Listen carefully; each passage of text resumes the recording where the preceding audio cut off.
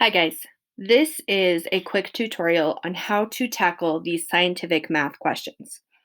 Okay, first thing we're going to do is look at a step-by-step look on how to really tackle any math problem. This is generic. I'm not actually showing any math. We are just doing a step-by-step process. Our first step is always to read through the question. You're going to read your question 3 times. The first time, you're just reading it to hear what it says. The second time, you're going to see what it is that you are actually solving for. What is the missing variable? What is the question actually asking? Your third time, that's when you're going to underline the things that you know, defining each of your variables, figuring out which one's your initial or your final. Okay? So just trying to determine what you have.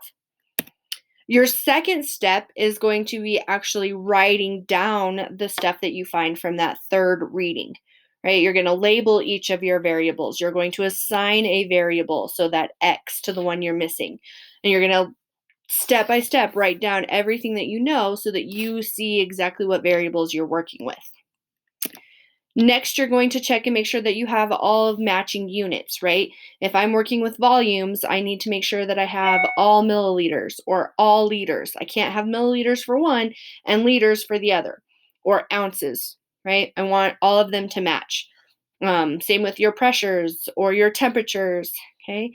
And make sure that, especially for your gas laws that we're working on right now, that you keep your temperature in Kelvin, not Celsius. So you may have to do some conversions before we get started. Okay, so that's step 3. Step 4, determine which equation now that I'm going to use, right? We're working with gas laws. So am I using Boyle's, Charles, Gay-Lussac's, the combined law? Make sure you know which equation you're going to be using. You've already determined what your variables are, so knowing what your variables are, you should be able to see exactly which equation you're going to use. Make sure you write down the name of the law or equation that you're using and write down the version of it with the letters, right? P1 V1 equals P2 V2. Write down what you're actually using. The 5th step, that's our substitution step. We've already converted and made sure all our units are correct. We know exactly what equation we're using. Now we just put our variables that we've written down in place of the letters in the equation, right? P1, V1. I'm going to put my initial pressure, the numbers, and my initial volume numbers in that first part of the equation. So make sure that you are putting the stuff in where you've defined it, okay? My 6th step. 6 and 7 are going to be how you want to do it, what makes sense to you. So I've put 6th step as simplifying. So do the multiplication on one side of the equation. Make sure you only have one number over there. Add all of your like terms. Combine the things that you need to combine, right? Simplify both sides of your equation. And then you rearrange it. So if I've got only one number on one side and I need X by itself, I do what I need to do to get X by itself, right? Or you can rearrange first and then simplify, whatever makes sense to you. But do those things before you try to solve everything.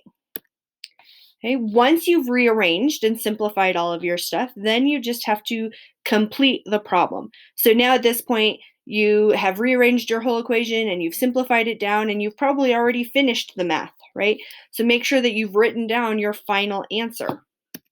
And then in question number 9, that's where you're going to make sure that you've labeled and written your units down, converting back to your original units. Maybe you have to go back to Celsius, or maybe it wants it in milliliters, but you converted everything to liters. So make sure that you convert back to the original units and label your units, okay? And then indicate what your final answer actually is. Put a circle around it, put it in a box, underline it. Somehow tell me what your final answer is, okay? Let me know if that helps you out. I will do another slideshow video and show you how to rearrange each of those equations. Have a wonderful day, friends. I will see you soon. Bye.